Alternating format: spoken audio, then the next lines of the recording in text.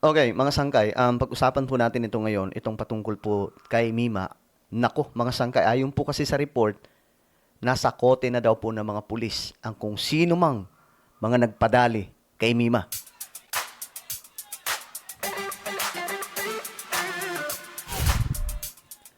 Yo, what's up guys? This is me. We are back dito sa ating YouTube channel. Ito mga sangkay, legit po itong information, hindi pa po ito lumalabas sa mainstream media. Okay, tayo po yung nauna dito mga sangkay. I think na vlog na po ito nila ng mga tropa natin, mga sangkay ng mga vlogger.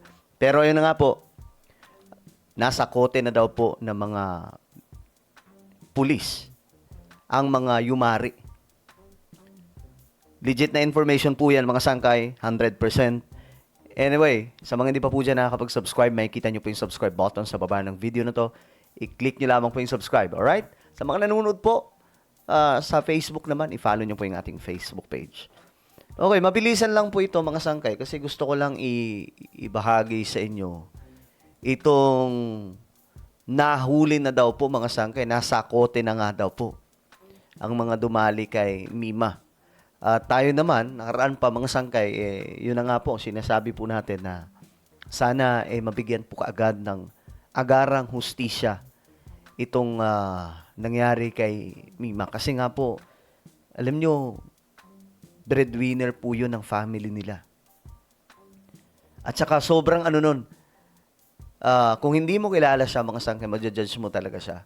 Pero kapag kilala mo, yung batang yun, sobrang passionate sa kanyang family. Sobrang mahal niya yung family niya. Kaya pinapasok po yung mga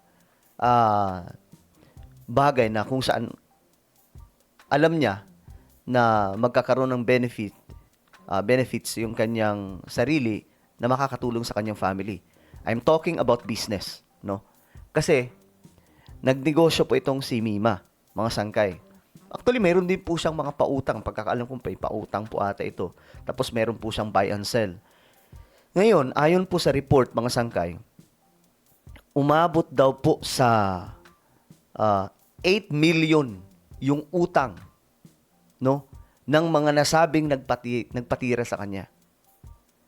7 daw po ito. 7 na mastermind. 7, mga sangkay. Ganong katindi. 7 tao ang sinasabing ulo na nagpayari. Wait lang, lalabas lang po natin yung picture ni Mima. Para kahit papaano mga sangkay, gets po natin yung mga pinag-uusapan po natin ngayon. Okay, ito. Alright, so, kasi tayo mga sangkay, gusto po talaga natin mabigyan ito ng katarungan, no? Hustisya, kasi, ang bata pa eh. Nakakapanlumo yung ganitong klaseng pangyayari. 'Di ba? So, ulitin ko, guys, 7 na mga individual ang nasa kote mga sangkay na siyang nag-utos sa 2 naka-motorsiklo na yumari kay Mima. At para po sa inyong kaalaman, alam ko, iko-connecta po ito ng iba sa politics. But for your information, kayo bahala na kayong mag-isip kung ano pong inyong iisipin. Well, it's up to you. But for me and for the friends, no, mga kaibigan ni Mima, hindi po ito tungkol sa politika. Malayo po. Kahit sa investigasyon, wala po sa politics. Sa madaling sabi, walang kinalaman po dito yung kabilang bakod, yung mga binabanata ni Mima. Talagang may pumasok po kasi sa kanya eh. So sobrang sipag ni Mima. Masipag to. Akala po natin yung pangkabuhayan niya, yung kumikita lang siya sa YouTube. Hindi po. Mayroon po itong negosyo, itong si Mima.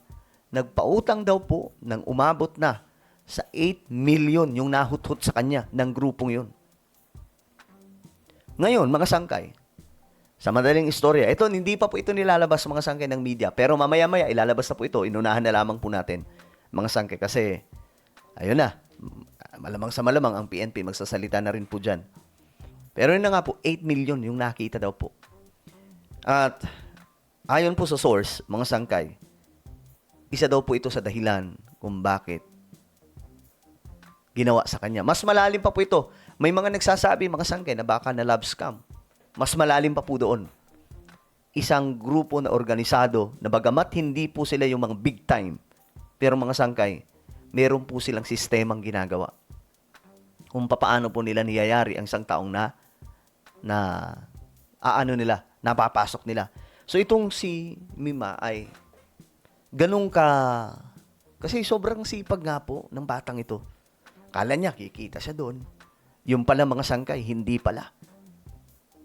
Ang nangyari, siguro, tingin ko lang, though hindi pa naman ito lumalabas sa pero ang tingin ko lang, tinakot niya na ilalabas niya sa vlog ito mga ito.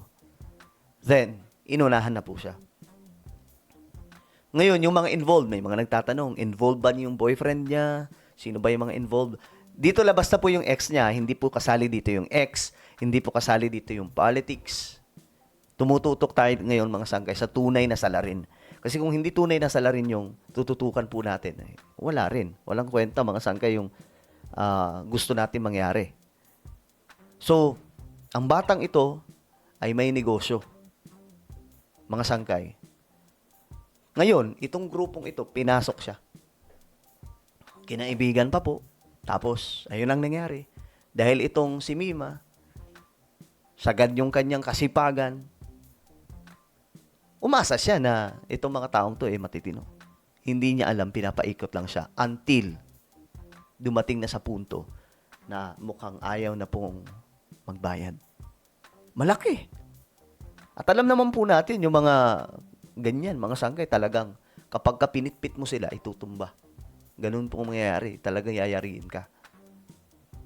Kaya, ayun ang nangyari kay Mima, mga sangkay. Talagang nakakalungkot. No?